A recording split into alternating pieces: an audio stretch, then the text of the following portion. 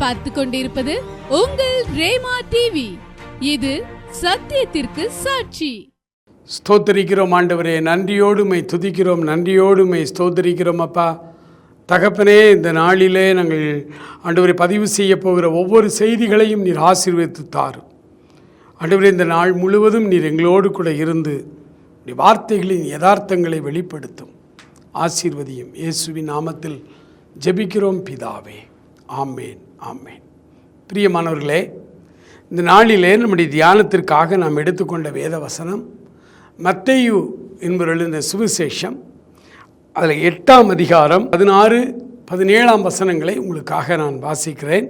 அஸ்தமனமான போது சாசு பிடித்திருந்த அநேகரை அவரிடத்தில் கொண்டு வந்தார்கள். அவர் அந்த ஆவிகளை தமது வார்த்தையினாலே துரத்தி பிணியாளிகள் எல்லாரையும் சொஸ்தமாக்கினார். அவர்தாமே நம்முடைய பலவீனங்களை ஏற்றுக்கொண்டு நம்முடைய நோய்களை சுமந்தார் என்று ஏசாயா தீர்க்கதரிசினால் உரைக்கப்பட்டது நிறைவேறும்படி இப்படி நடந்தது. பிரியமானவர்களே, ஆண்டவர் இந்த பூமிக்கு அவர் மனிதனாய் நம்மை போல ஒருவராய் அவர் வந்த பொழுது வேதம் சொல்லுகிறது, சாயங்கால வேளையான பொழுது அவர் இருக்கிற இடத்தை தேடி வியாதியஸ்தர்கள், சாசு பிடித்தவர்கள், பெரு வியாதியஸ்தர்கள் எல்லாரும் அவரிடத்தில் கொண்டு வந்தார்கள். அவர் அந்த வியாதிகளை எல்லாம் நீக்கி அவர்களை சுகமாக்கினார் என்று வேதம் சொல்லுகிறது. அவருடைய மனதுருக்கம் ஏசாயா தீர்க்கதரிசி மூலமாய் சொல்லப்பட்டதென்ன? அவர்தாமே நம்முடைய பலவீனங்களை ஏற்றுக்கொண்டு அவருடைய நோய்களை சுமந்தார் என்று எழுதியிருக்கிறதே. அப்படியானால் ஏன் வியாதி வருகிறது? வியாதி வராமலே இருக்க வேண்டியது தானே. 2000 ஆண்டுகளுக்கு முன்பே அவர் நம்முடைய வியாதிகளை, நம்முடைய பலவீனங்களை, நம்முடைய சுகவீனங்களை எல்லாம் சிலுவையிலே அவர் சுமந்தார் என்று எழுதியிருக்கிறதே. என்றால் இன்றைக்கும் ஏன் வியாதியோடு இருக்கிறோம்? நீங்கள் அந்த தீர்க்க தரிசன வசனங்களை சரியாய் நாம் விளங்கிக் கொள்ள வேண்டும். ஏனென்றால் ஒரு கூட்டம் வாலிபர்கள் இப்பொழுது வந்திருக்கிறார்கள். அவர்களுடைய யோசனை அப்படி இருக்கிறது. அவர்கள் சொல்லுகிறார்கள், 2000 ஆண்டுகளுக்கு முன்பே ஆண்டவர் நம்முடைய பாவங்களை எல்லாம் சுமந்து தீர்த்து விட்டார். அதனால் இப்போ பாவம் செய்கிற நீ கவலைப்படாத, அதெல்லாம் ஒன்றும் இல்லை, பரலோகத்துக்கு கொண்டு வருவார் ஆண்டவர். இப்படி போதிக்க ஆரம்பித்திருக்கிறார்கள். அவருடைய சிந்தனைகள் எல்லாம் மாம்சீகமாகவே இருக்கிறதை பார்க்கிறோம். இங்கே ஏசாயா தீர்க்கதரிசி மூலமாய் சொன்னது என்ன? அவர்தாமே நம்முடைய பலவீனங்களை ஏற்றுக்கொண்டு நம்முடைய நோய்களை சுமந்தார் என்றால் இன்றைக்கு ஏன் வியாதிகள்? அஸ்தமனமான போது அசுத்தாவி பிடித்திருந்த அநேகரை அவரிடத்திலே கொண்டு வந்தார்கள். அவர் தமது வார்த்தையினாலே அவைகளை துரத்தினார், அவர்களை குணமாக்கினார் என்று வாசிக்கிறோம். அவர் சிலுவையின் மேலே நம்முடைய நோய்களை எல்லாம் சுமந்தார் என்றால் எல்லா வியாதிகளின் வேரையும் அவர் சுமந்து தீர்த்து விட்டார். ஆகவே தைரியமாய் இன்றைக்கும் வியாதியோடு இருக்கிற நீங்களும் நானும் அவரிடத்தில் தைரியமாய் வரலாம், அவரை தேடி வரலாம், அவரிடத்தில் அப்பா பிதாவே என்று நாம் கெஞ்சலாம். ஆண்டவரே என்னை குணமாக்கும் என்று நம்முடைய பாவங்களை அறிக்கை செய்து அவரிடத்தில் கேட்கும் பொழுது ஆண்டவர் இன்றைக்கும் அற்புத சுகத்தை தருவதற்கு வல்லமை உள்ளவராயிருக்கிறார். அற்புதங்களின் காலம் முடிந்து விடவில்லை. அவருடைய குணமாக்கும் வரம் இன்னும் முடிந்து விடவில்லை. இந்த உலகம் இருக்கும் வரை அந்த வரங்களும் வல்லமைகளும் கிரியை செய்யும். அந்த வரங்களும் வல்லமைகளும் நமக்குள்ளே இருக்கும். எனக்கு அன்பானவர்களே, ஆண்டவருடைய வேதம் தெளிவாய் சொல்லுகிறது, அவரை தேடி வருகிற ஒருவரை அவர் புறம்பே தள்ளுவதில்லை. அநேகர் வியாதிப்படும் பொழுது வேதனையோடு நாம் இருக்கிறோம். யாராவது வந்து உதவி செய்ய மாட்டார்களா என்று நாம் யோசிக்கிறோம். ஆனால் ஆண்டவரிடத்திலே நாம் வருவதில்லை. பைபிளில் ரொம்ப அழகான ஒரு பகுதி உண்டு. கப்பல் ஒன்று கடலிலே போய்கொண்டிருக்கிறது. அந்த பிரயாணிகளுக்கு நடுவிலே பவுலும் இருக்கிறார். அந்த கடலில் இயற்கைக்கு மாறாக அந்த இடத்துல புயல் வருகிறது, மழை பெய்கிறது. பல நாள் சூரியனையே காணோம். இவ்வளோ ஒரு சூழ்நிலையில் கப்பல் தடுமாறி போகும் பொழுது பவுல் காலையில் எழும்பினார், ஸ்தோத்திரம் பண்ணி அப்பம் சாப்பிட ஆரம்பித்தார். பயணிகள் எல்லாரும் நடுங்கி கொண்டிருக்கிறார்கள். கேப்டன் என்ன செய்வதென்று திணறிக் கொண்டிருக்கிறார். இந்த சூழ்நிலையை இவர் அமைதலாயும் மகிழ்ச்சியாயும் இருக்கிறதை பார்த்த பொழுது எல்லாரும் வந்து கேட்டாங்க. பவுல் சொன்னார், நான் சேவிக்கிறவரும் என்னை ஆட்கொண்டவருமாகிய தேவன் நேற்று இரவு என் சொப்பனத்திலே வந்து என்னோடு பேசினார். உங்களில் ஒருவருக்கு உயிர் சேதம் இருக்காது, கப்பல் சேதமாகும். கப்பல் சேதமாகும், உங்கள் யாருடைய உயிருக்கும் சேதம் இருக்காது என்று சொன்னார். இந்த இடத்துல ரொம்ப அழகான ஒரு வார்த்தை. அந்த பிரயாணிகள் அத்தனை பேரும் பவுலுடைய வார்த்தையை மேல் விசுவாசம் வைப்பதை விட அந்த மாலுமியினுடைய வார்த்தையின் மேல் விசுவாசம் வைத்தார்கள்.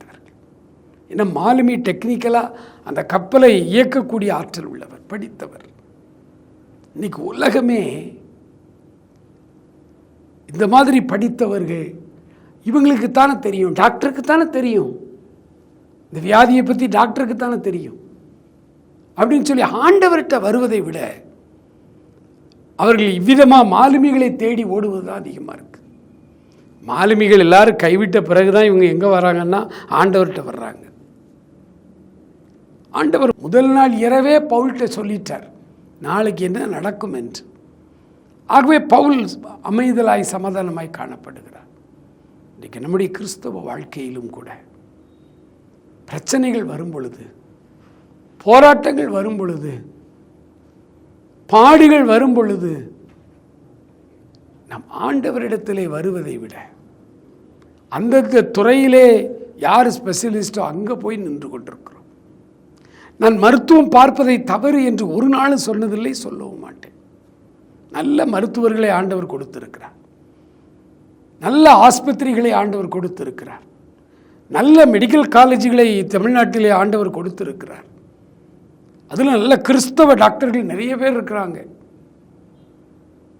ஆண்டவருக்கு ஸ்தோத்திரம் செலுத்தணும். ஆனால் நம் யாரை இடத்துல வருகிறோம், யாரை நம்புகிறோம்? நம்முடைய நம்பிக்கை ஆண்டவர் மேல் இருக்க வேண்டும். கர்த்தர் மேல் தன் நம்பிக்கை வைத்திருக்கிற மனுஷன் பாக்கி. எந்த டாக்டரை நீங்கள் எடுங்களேன், நாங்கள் வைத்தியம் பார்ப்போங்க, ஆனால் உங்கள் கடவுளை வேண்டிக்கிடுங்க, சுகம் அவர் தான் கொடுக்கணும். இப்படித்தான் எல்லாரும் டாக்டர்ஸும் சொல்லுவாங்க. நாங்கள் முடிந்தவரை கூடுமானவரை எங்களுக்கு தெரிந்தவரை நாங்கள் வைத்தியம் பார்க்கிறோம். அப்போ வைத்தியம் பார்க்கும் பொழுதும் அங்கே கடவுளின் வல்லமை அங்கே இறங்கி வர வேண்டும். மருந்து மாத்திரைகளை சாப்பிடும் பொழுதும் ஆண்டவருடைய இரத்தத்தோடு அவைகள் உள்ளே வர வேண்டும். ஒரு அருமையான மருத்துவமனையிலே இவ்விதமாய் ரிசப்ஷன் எழுதி வச்சாங்க, வி ட்ரீட் காட் ஹீல்ஸ் அப்படின்னு. நாங்கள் வைத்தியம் செய்கிறோம், கடவுள் சுகம் அளிக்கிறார். அப்படின்னா அங்கே நம்ம வரணும். வெகு காலத்துக்கு முன்பாக, ஒரு 30 ஆண்டுகளுக்கு முன்பாக என்னோடு கூட அன்றைக்கு பணி செய்த கிறிஸ்தவர் அல்லாத ஒரு ஆசிரியர், அவருடைய மூத்த மருமகனுக்கு தலையிலே ஒரு கட்டி. பதறி போய் பயந்து போய் அவரை கொண்டு போய் மதுரையில் ஒரு ஹாஸ்பிட்டலில் சேர்த்து என்ன செய்வதென்று திகைத்து கொண்டிருந்த பொழுது நான் அவர்கிட்ட சொன்னேன், வேலூர் சிஎம்சிக்கு போங்க, அங்கே தான் இந்த ஆப்ரேஷனை வெற்றிகரமாய் நடத்துவார்கள். அவர் நம்பி கொண்டு போனார். கொண்டு போய் டாக்டர்கள் பரிசோதனை எல்லாம் பண்ணிவிட்டு சொன்னார்களாம், நாங்கள் ஆப்ரேஷன் பண்ணுகிறோம், ஆனால் நீங்கள் ஆண்டவரை நம்புங்க. போய் அந்த ஹாஸ்பிட்டல், நம்ம ஹாஸ்பிட்டலில் ஒரு சேப்பல் இருக்குது, அந்த சேப்பலில் போய் ஜெபம் பண்ணுங்கன்னு சொல்லி இவர்களை அனுப்பிவிட்டார். உறவினர்கள் எல்லாரும் வந்தால் யாருமே கிறிஸ்தவர்கள் கிடையாது. ஆனால் அந்த சேப்பலுக்குள்ளே போய் முழங்கால் போட்டு ஜெபித்து இருக்கிறார்கள். ஆப்ரேஷன் வெற்றிகரமாய் முடிந்தது. அவர் மறுபடியும் மீண்டு வந்தார். அவரை அழைத்து கொண்டு அவர்கள் மறுபடியும் அந்த கிராமத்திற்கு, ராமநாதபுரம் மாவட்டத்துக்கு வந்து விட்டார்கள். மறுநாள் பள்ளிக்கூடம் வந்த பொழுது சொன்னார், சார் நீங்கள் ஒரு சரியான வழி எங்களுக்கு காண்பித்தீர்கள், நாங்கள் போனோம் சார், ஆயிரக்கணக்கான பேஷண்ட்ஸ் இந்தியா முழுவதிலும் இருந்து அங்கே வந்து காத்து கிடக்கிறாங்க.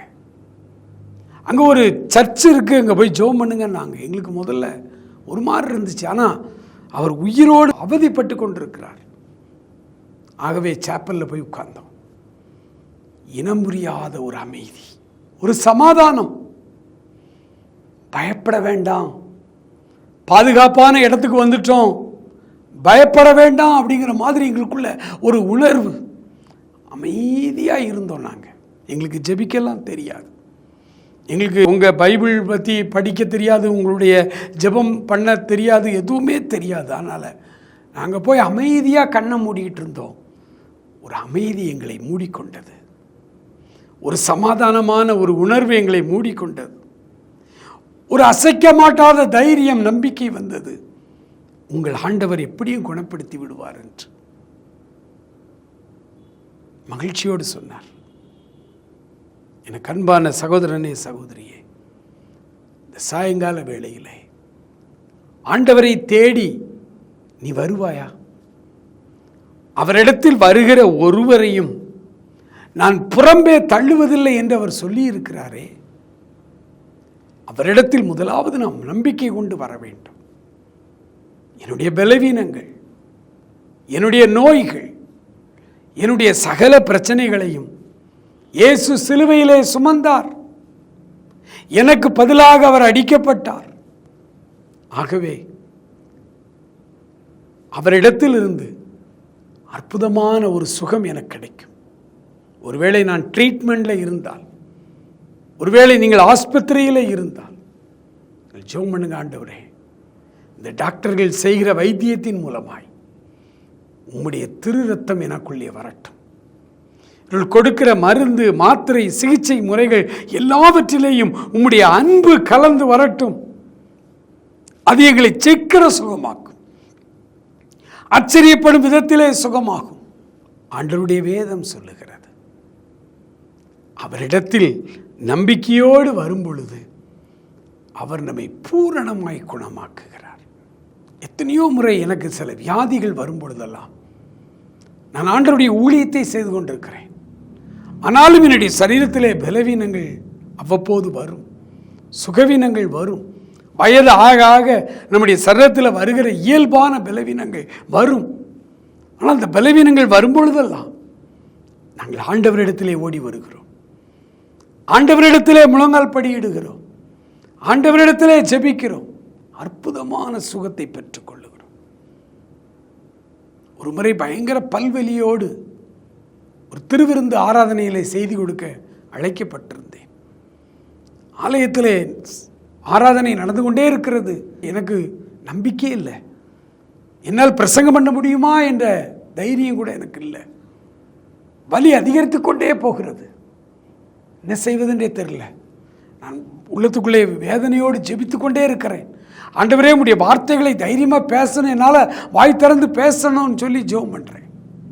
பிரசங்க நேரம் வந்தது, மைக்கு முன்னால் கொண்டு நிற்கிறேன். அப்போ வலி தான், வேதனை, ஒரு வார்த்தை பேசுவேனான்னு தெரில. ஆனால் அங்கே போய் நின்று ஜெபம் பண்ணுவோன்னு சொன்னேன், என் வாய் திறந்து விட்டது, வலி முற்றிலுமாய் மறைந்து விட்டது. எனக்கு ஒரே சந்தோஷம். தைரியமாய் பிரசங்கம் பண்ணி முடித்து விட்டு மறுபடியும் வந்து நான் அமர்ந்தேன். மறுபடியும் வலி ஆரம்பித்தது. எனக்கு கொஞ்சம் விசுவாசத்திலே தடுமாற்றம். என்னடா ஆண்டவர் எல்லா வலியும் என்னை விட்டு நீக்கிவிட்டார், இவ்வளவு நேரமும் ஜெபித்தோம், பாடினோம், ஆண்டவருடைய வார்த்தைகளை சொன்னோம், ஒரு வலி இல்லாமல் பார்த்து கொண்டார். இந்த மறுபடியும் வலி வருது. ஏன் ஆண்டவர் இப்படி அனுமதிக்கிறார் எனக்கு புரியல. மறுபடியும் நான் பார்த்தேன், இப்பவும் நம்ம ஆண்டவர்கிட்ட தான் ஜெபிக்க முடியும். ஆண்டவர்கிட்ட மறுபடியும் மன்றாடி கேட்டேன், எனக்கு ஒரு நல்ல சுகத்தை தாரும் ஆண்டவரே என்று. எல்லாரும் நற்கரணை எடுக்கும் பொழுது நானும் முன்னாடி போய் நற்கரணை எடுத்தேன். அந்த அப்பத்தை ஆண்டவருடைய திருச்சரீரமாக என் கைகளிலே கொடுத்த பொழுது நானும் என் உள்ளத்தில் உடைந்த அந்த சரீரத்தை என் உள்ளுக்கு வாங்கி கொண்டேன். அந்த திராட்சை ரசத்தை ஆண்டவருடைய இரத்தமாக எனக்கு பங்கிட்ட பொழுது அது அவருடைய இரத்தமாகவே நான் விசுவாசித்து அதை நான் அருந்தினேன்.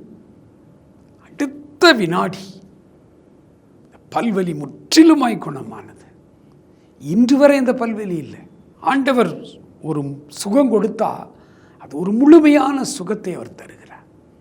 எனக்கு அன்பானவர்களே, அவரிடத்தில் நாம் வரும்பொழுது வேதம் சொல்லுகிறது, அவர் மனதுருக்கத்தின் தெய்வம். அவர் மனது உருகி நம்மை சுகமாக்க அவர் ஆவலோடு காத்திருக்கிறார். அவருடைய அன்புக்கு இணை இல்லை. சற்று நேரம் தேவனுடைய சமூகத்தில் இந்த சாயங்கால வேளையிலே நாம் ஜெபிக்க போகிறோம். ஒருவேளை இந்த செய்தியை கேட்டுக்கொண்டிருக்கிற உங்களுடைய உறவினர்கள் வியாதி படுக்கையிலே இருப்பார்களானால், ஆஸ்பத்திரியில் அட்மிட் பண்ணப்பட்டிருப்பார்களானால், இப்பொழுதே நீங்கள் அவர்களுக்காக ஜெபிக்க துவங்குங்கள். ஒருவேளை உங்கள் சரீரத்திலே பலவீனங்கள் இருக்குமானால் நீங்கள் ஆண்டவரிடத்திலே கேட்க துவங்குங்கள். ஆண்டவரே உமக்கு நன்றி, நன்றி ஆவியானவரே, நன்றி தகப்பனே, அப்பா உமக்கு ஸ்தோத்திரம் தகப்பனே. இப்பொழுது வியாதியோடு ஆண்டவரே ஜெபித்து கொண்டிருக்கிற ஒவ்வொருவரையும் ஆண்டவரே நீர் சுகமாக்கும்படியாய் உம்மிடத்திலே வந்திருக்கிறார்கள் அப்பா. Thank you Lord. தங்களுக்கு வேண்டியவர்கள் ஆஸ்பத்திரியிலே இருக்கிறார்கள் என்றும், தங்களுக்கு வேண்டியவர்கள் வியாதி கட்டிலே இருக்கிறார்கள் என்றும், ஆண்டவரே தங்களுடைய உறவினர்களுக்காக ஜெபித்து கொண்டிருக்கிற ஒவ்வொரு ஜெபத்தையும் இப்பொழுது நீர் கேட்டு ஆண்டவரே மனது உருகி மனம் இறங்கி ஆண்டவரே அந்த வியாதியஸ்தர்களை நீர் இப்பொழுது முற்றிலுமாய் குணமாக்கும்படிக்கு நாங்கள் ஜெபிக்கிறோம் ஐயா. ஆண்டவரே என்னுடைய பல்வலிகளை பல வருடங்களுக்கு முன்பாக முற்றிலும் குணமாக்கினவர் இப்பொழுது உம்முடைய பிள்ளைகளுடைய எல்லா பலவீனங்களையும் சுகவீனங்களையும் முற்றிலும் குணமாக்கும்படிக்கு ஜெபிக்கிறோம். Thank you Lord, thank you Jesus.